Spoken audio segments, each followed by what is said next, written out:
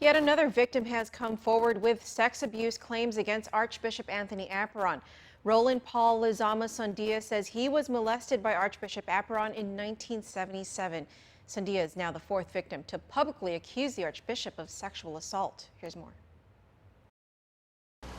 My name is Roland Paul Lizama Sandia.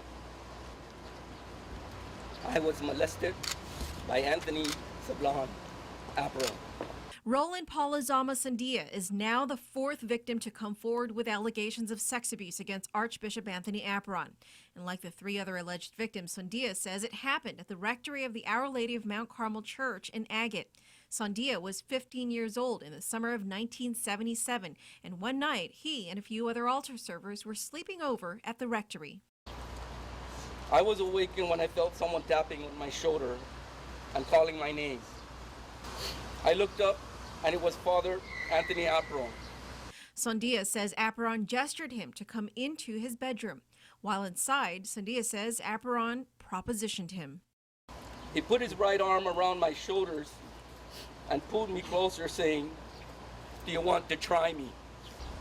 Before I could do anything, he started rubbing my privates. I loudly asked him, "What are you doing?" I told him to stop, but he didn't. Instead, he continued on, and this time squeezing my penis, and kept saying, "Just try me." Sandia says he eventually managed to break free and run toward the door. He eventually made his way home, but says with everyone asleep, he had no one to share his horrific experience with. I kept picturing myself in the room with Father Tony, and all I kept hearing was, "Do you want to try me? You want to try me?" I was in shock. I was confused, offended, humiliated, and disappointed that the man I looked up to had just asked me if I wanted to have sex with him. I wanted first to acknowledge what he did, admit, then resign. Any criminal actions that you might be seeking or legal actions at this point? Not at this point. After Sandia spoke, several of his family members also came forward to voice their support for their loved one.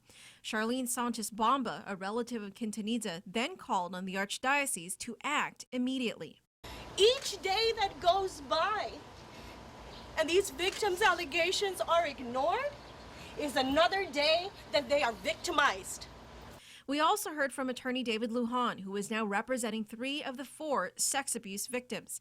Since the allegations have come to light, Archbishop Apuron has only responded to 2 of the alleged victims, Quintanilla and Conception. He has not released a statement regarding Walter Denton's claims of rape.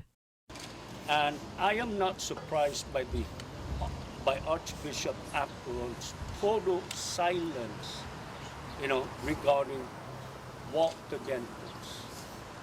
In fact, his silence is really deafening. And in my opinion, it is an admission of guilt. Attorney Lujan says he's working with 2 more victims, one of whom he says will be going public very soon.